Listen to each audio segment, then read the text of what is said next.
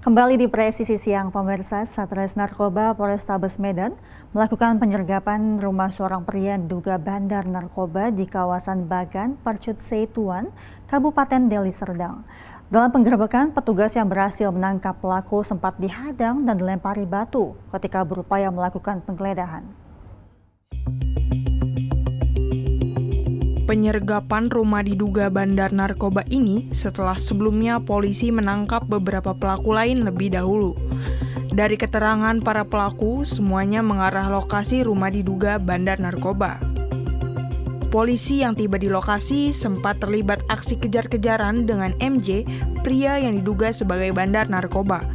Pelaku ditangkap di lantai 2 rumahnya dan sempat berupaya melarikan diri meskipun sudah dalam kondisi diringkus. Selain itu, polisi juga menemukan beberapa alat hisap dan timbangan elektrik serta plastik pembungkus sabu paket siap edar. Penggerebekan yang dilakukan Satres Narkoba Polrestabes Medan sendiri sempat diwarnai dengan aksi penghadangan oleh warga yang menghalangi polisi ketika hendak menggeledah sebuah rumah. Polisi bahkan sempat dilempari batu dari berbagai arah ketika hendak melakukan penggeledahan. Dari rumah yang merupakan rumah jaringan dari MJ yang sudah lebih dahulu ditangkap, petugas menemukan sepucuk senapan angin yang disinyalir sudah dimodifikasi. Kasatres Narkoba Polrestabes Medan, Ajun Komisaris Besar Polisi Tommy Arwan menyebut, dalam penggerebekan yang dilakukan pihaknya total terdapat 2 pelaku, salah satunya diduga merupakan bandar narkoba yang selama ini memasok narkoba ke kawasan Bagan Percut Setuan.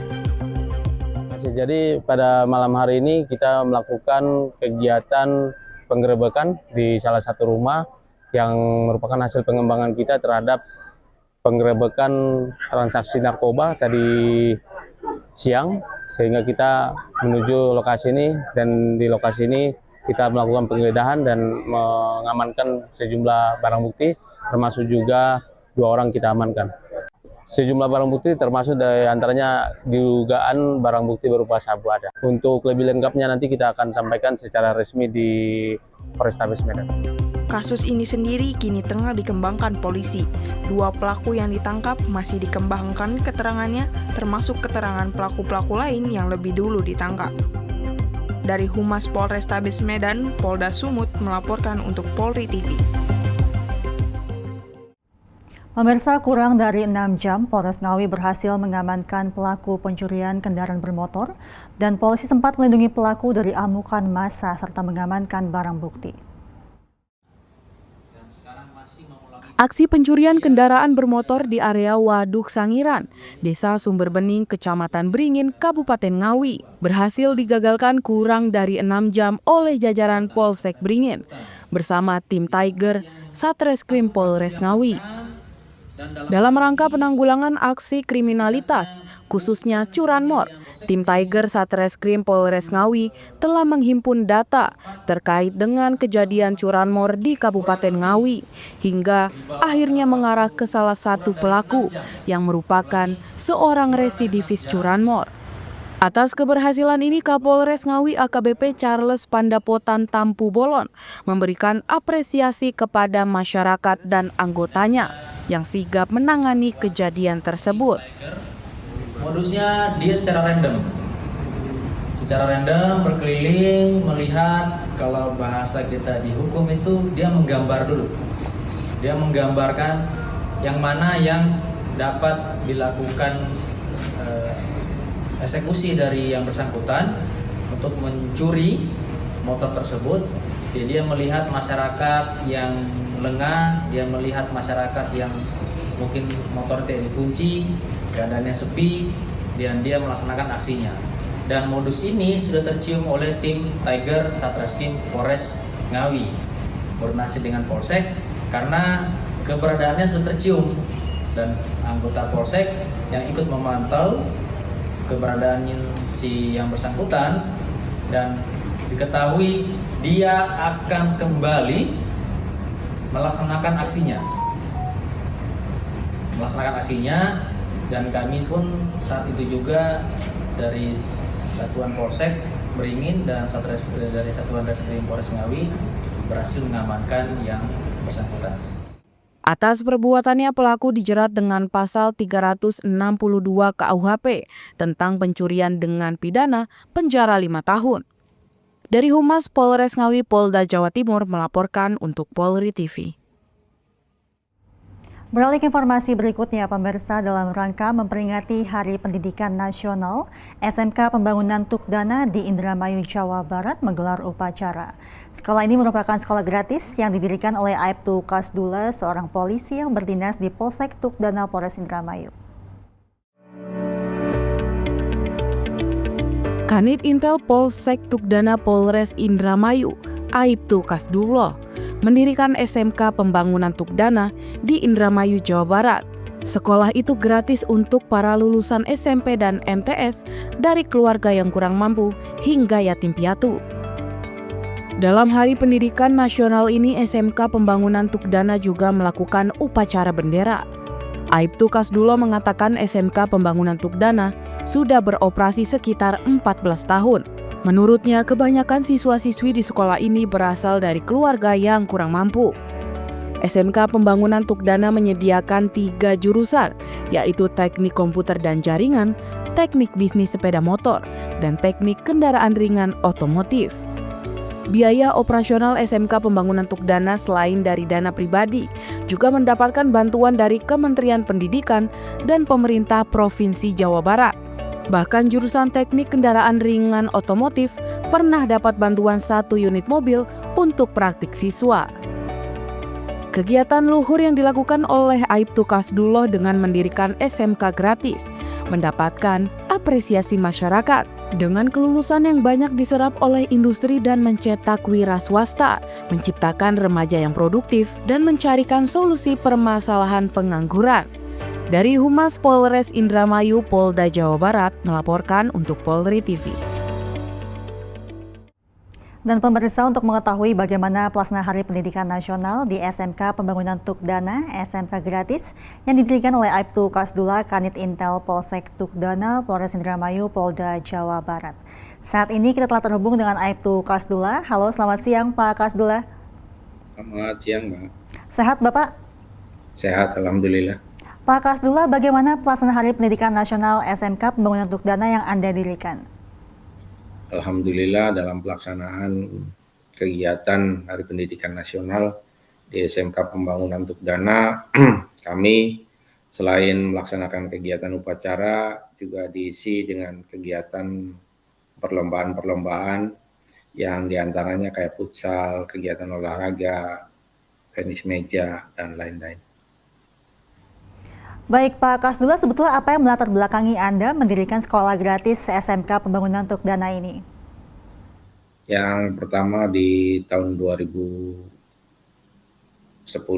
kami mendirikan SMK Pembangunan Tukdana itu awal karena melihat lulusan SMP, MTS jarang yang melanjutkan ke tingkat SMA dan SMK. Jadi kami berinisiatif dengan rekan-rekan dan kebetulan rekan-rekan kami juga banyak yang lulusan sarjana, namun dari lulusan sarjana ini belum mendapatkan pekerjaan. Jadi kerjasama bareng-bareng dari Yungan sama teman-teman akhirnya membuka antisipasi bagi mereka yang lulusan SMP dan MTS ini supaya bisa melanjutkan ke jenjang yang lebih tinggi. Maka itu kami membuka SMK Pembangunan Tukdana di Kecamatan Tukdana. Baik Bapak, sejak tahun 2010 itu artinya sudah masuk ke tahun 15 begitu ya. Apakah semua siswa yang bergabung di sekolah tersebut tidak dipungut biaya Bapak? Alhamdulillah sampai saat ini kami tidak melakukan pungutan. Pak Kasdullah, apakah ada kriteria siswa tertentu begitu atau seleksi yang dapat masuk di sekolah tersebut? Kami tidak ada seleksi baik secara kesehatan maupun secara administrasi bagi siapa saja yang minat dan mau pengen melanjutkan ke SMK kami, silakan kami terbuka. Baik Pak Kasdullah, jurusan apa saja yang ada di SMK Pembangunan Tukdana ini? Di SMK Pembangunan Dana Kabupaten Indramayu ini kami membuka 3 jurusan. Pertama, Teknik Komputer dan Jaringan atau TKJ, kedua Teknik Kendaraan Ringan Otomotif atau TKRO, terus ketiga Teknik Bisnis dan Sepeda Motor atau TBSM. Pak Kasdullah, mengapa jurusan Teknik Otomotif dan Komputer dikonsentrasikan di sekolah SMK Bapak? Karena melihat perkembangan zaman sekarang ini kan rata-rata orang sudah beralih ke komputer. Jadi masyarakat dan lowongan pekerjaan pun baik di swasta maupun di negeri sekarang sudah menggunakan sistem komputer. Jadi ya sangat banyak manfaatnya di kalangan masyarakat. Baik Bapak, tadi kita juga melihat begitu ya, terlihat fasilitas mobil yang digunakan oleh para siswa untuk melakukan praktek. Itu seperti apa Bapak? Ya, fasilitas mobil itu kita mendapatkan fasilitas mobil bantuan dari pemerintah pusat di SMK Pembangunan Untuk Dana dan digunakan untuk praktek siswa supaya nanti ketika sudah keluar dari SMK Pembangunan Untuk Dana ini mereka betul-betul menguasai tentang praktek dan dalam artian jangan sampai nanti ketika sudah keluar tidak tahu dan tidak paham tentang kendaraan tersebut. Baik Pak Kasdullah tadi menyebut begitu mendirikan SMK sejak tahun 2010 hingga saat ini, lalu untuk biaya operasional dan juga guru begitu dan juga fasilitas yang ada di sekolah itu dari biaya pribadi dan rekan-rekan atau bagaimana Bapak?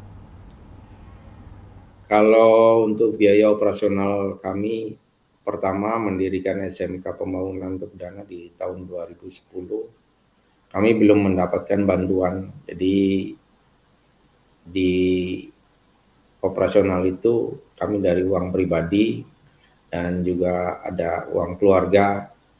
Terus setelah berjalannya waktu sekitar di 2013-an kami dapat bantuan dari pemerintah pusat. Jadi operasional sampai sekarang ini ditopang dari bantuan dari pemerintah. Pak Kasdullah, sudah masuki tahun ke-15, sudah berapa periode lulusan di SMK Pembangunan Untuk Dana ini? Sampai saat ini kami meluluskan 12 angkatan. Yang alhamdulillah 12 angkatan ini setiap tahunnya kami sudah kerjasama dengan beberapa perusahaan atau pabrik-pabrik yang sudah mendukung SMK kami dan rata-rata kita juga kemarin ada kerjasama dari pemerintah pusat untuk mendapatkan bantuan pelajaran untuk pemberangkatan magang ke Jepang.